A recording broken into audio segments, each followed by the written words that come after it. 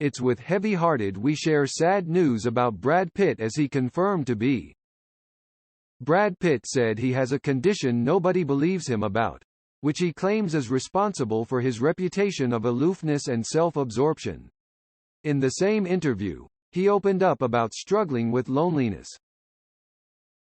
When you think about the private life of an A-list actor like Pitt, loneliness doesn't spring to mind.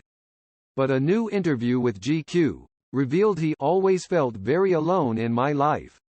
He explained, "Alone growing up as a kid, alone even out here, and it's really not till recently that I have had a greater embrace of my friends and family." Part of that loneliness may come from his experience with a condition known as face blindness. Pitt shared how he might suffer from prosopagnosia, which is when you cannot recognize people's faces. It normally affects people from birth and severely impacts everyday life. When the interviewer told him that their husband is also affected by the condition, he cried, "Nobody believes me. I want to meet another." The condition is said to affect 1 in 50 people, according to the NHS. For Pitt, the condition seems to embitter others.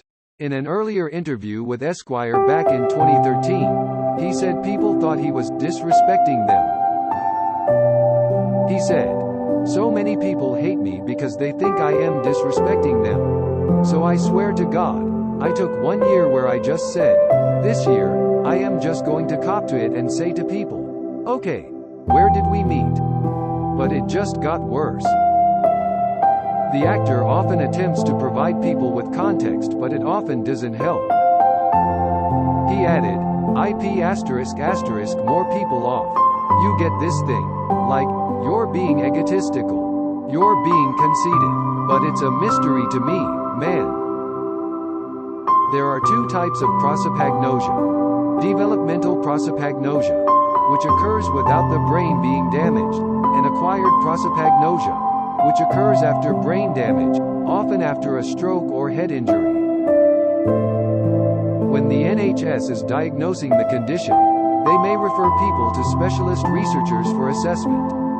These experts will provide an assessment, often asking you to recognize famous faces, memorize and then recognize faces you've never seen, and judge expressions on faces.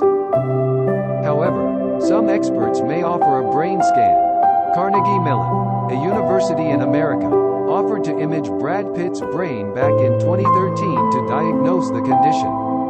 In a press release, the institution wrote, "We have the computational tools and technology to push further into looking past one single brain region."